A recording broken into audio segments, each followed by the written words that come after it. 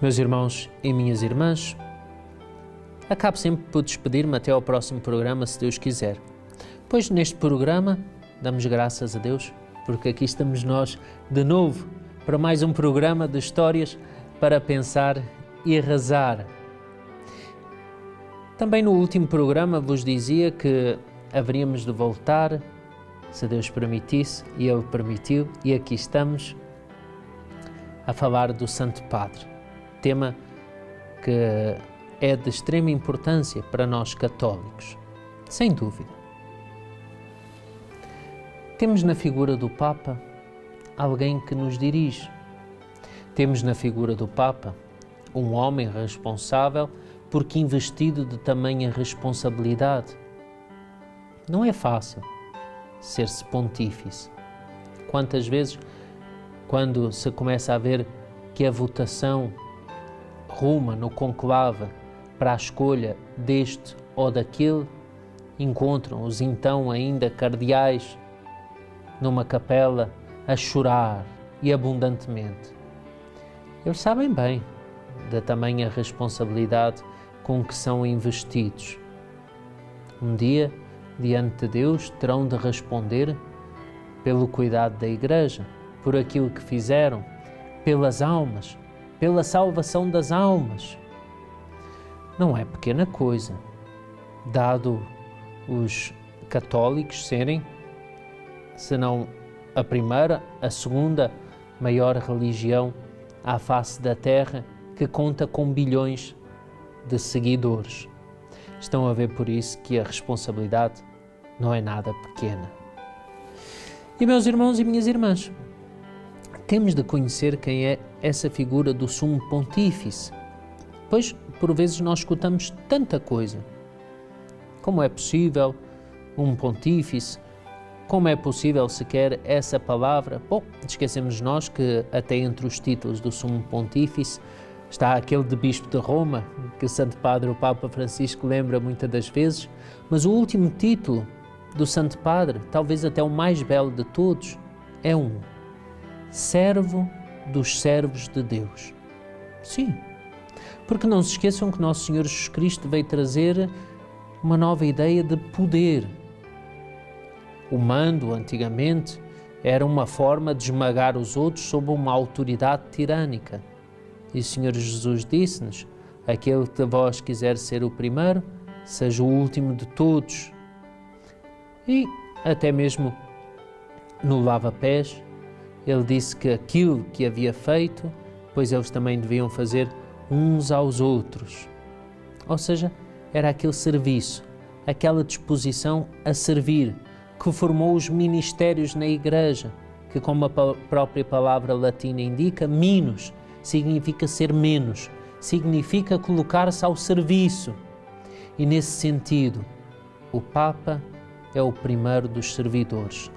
Servo dos servos de Deus, sem dúvida um dos títulos mais belos que nós atribuímos ao Santo Padre e que está entre os títulos como Pontífice.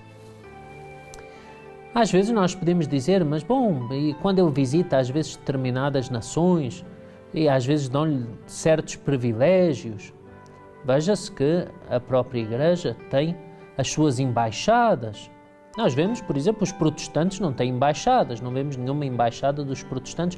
A Igreja Católica até tem a embaixada. Como é que pode ser uma coisa dessas? E essas relações diplomáticas, e o Papa, quando vem, que é tratado como um chefe de Estado. Alto lá. O Papa não é tratado como um chefe de Estado, é que ele é um chefe de Estado. Não nos podemos esquecer que o Vaticano é entre tão pequeninos, dos mais pequenos Estados na Terra. Então, é um Estado dotado de poder, de correios. Dizem até que é o único lugar no mundo, eu por acaso nunca comprovei, mas onde lá dentro até se tem a opção ainda em latim para tirar o dinheiro. Bom, há um banco próprio, com todas as polémicas, ainda há uns tempos atrás ouvimos falar que o Vaticano tinha o seu próprio banco, mas é um Estado, pois com certeza. Então estamos a ver que, enquanto um Estado, o Papa é o chefe deste Estado, mesmo a nível temporal, embora com certeza as responsabilidades daquele que é o mais pequeno Estado do mundo esteja confiado a outras pessoas que fazem as coisas práticas, sem dúvida. Mas trata-se de um Estado autónomo, que enquanto tal tem direito às suas relações internacionais. Por isso tem direito às suas embaixadas, vamos chamar-lhe assim, que chama-se, na verdade, nunciatura apostólica. E por isso pode ter as relações diplomáticas com os vários países que estejam abertos à diplomacia com a Santa Sé, porque não é a todos os países que interessa essa diplomacia, embora sem dúvida ao Papa interessa essa comunicação sempre aberta com os países.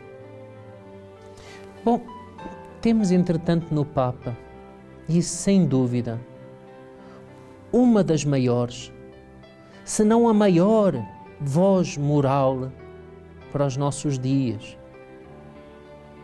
Quem mais ouvimos falar, às vezes conclamando os homens ao amor e à união, à paz, alertando para certos países, regiões onde houve desrespeito pela dignidade humana, onde por vezes certas minorias estão a ser perseguidas. É certo que nós temos uma série de organismos internacionais, mas também é certo de que quando a voz do Santo Padre se eleva, tem uma tal autoridade moral que ainda que haja uma porção, não digo toda, mas claramente anticlerical, não propriamente laicista, mas às vezes de um laicismo radical, veem-se obrigados a publicar, entretanto, as notícias daquilo que o Santo Padre diz. É uma voz moral ainda abalizada, é uma voz moral ouvida, é uma voz moral que daquele que é o mais pequeno Estado ressoa, entretanto, para o mundo inteiro. É uma voz moral que chega a bilhões de seguidores, os cristãos, católicos de todo o mundo. Por isso estamos a ver, mais uma vez, que a responsabilidade é essa, a do Santo Padre. Mas o Santo Padre, para nós, é a referência daquele que tem autoridade. Daquele que tem autoridade, por vezes, para determinada doutrina, repensá-la, aperfeiçoá-la. Tem autoridade para mudar uma ou outra particularidade do catecismo, do Código de Direito Canónico, que é o direito da Igreja. É o Papa. Eu lembro-me uma vez, um professor de Código de Direito Canónico, que fazia-nos uma pergunta: será que o Papa pode fazer tal coisa? E nós achávamos aquilo bom, mas tal coisa não será um abuso? E ele terminava sempre por dizer: mas é o Papa, ele pode. Claro que ele não pode mudar aquelas coisas que nos foram outorgadas por Nosso Senhor Jesus Cristo, nem ele mexe nelas. Tal seria. Dizemos que ele tem um poder ilimitado, ele bem sabe de que o poder dele, mais do que limitado, lhe é franqueado por Nosso Senhor Jesus Cristo, que deixou a sua Igreja, que temos uma série de pilares, de verdades da fé, as quais cremos e professamos, e que o Santo Padre também crê e professa, por isso não vai querer mudar nenhuma delas. É verdade. Mas é importante quando temos, por exemplo, como tínhamos antigamente, agora parece que aquilo está para a reforma, mas o chamado Big Ben, aquele grande relógio que havia ali em Londres, que marcava as horas no mundo inteiro e ia acertando todos os ponteiros do relógio. Pois temos no Santo Padre aquele que vai acertando os ponteiros do nosso relógio em matéria doutrinária, pelo qual os católicos do mundo inteiro podem ter um norte, podem ter ali uma luz, podem ter aquela doutrina segura que devem seguir. Não é importante, por isso mesmo, a figura do Santo Padre? É importantíssima, pois ele é um símbolo visível dessa unidade da Igreja, que tem a ele como um Papa. A própria palavra Papa já diz muito daquilo que tem que dizer acerca do Santo Padre. Todos os papas têm que ser santos? Têm, não significa que sejam. Conto-vos até que, uma vez, um protestante, historiador, resolveu fazer um estudo sobre a vida dos papas. E foi, na altura, para os arquivos do Vaticano, recebeu autorização para tal, Dom Pastor é o nome dele, e ali começou a dar-se conta de que ao longo da história da Igreja, vários papas, homens, dentro da sua humanidade, falíveis, frágeis, tinham feito cada atrocidade ou cada barbaridade. Sabe o que aconteceu a esse protestante? Converteu-se. E sabem porquê? Porque ele deu-se conta de que uma igreja que tinha tido papas, infelizmente nem todos eles santos, e que tinham feito certas coisas e certos pecados, e mesmo assim a igreja continuava os seus rumos ao longo da história, só podia ser uma igreja assistida pelo Espírito Santo. E assim, converteu-se e escreveu aquela que é uma das maiores obras, a quase que enciclopédica sobre a vida dos papas, o protestante Dom Pastor, que se tornou católico por causa dos pecados da Igreja ou dos seus membros, porque a Igreja é santa e imaculada, feita, entretanto, de homens pecadores.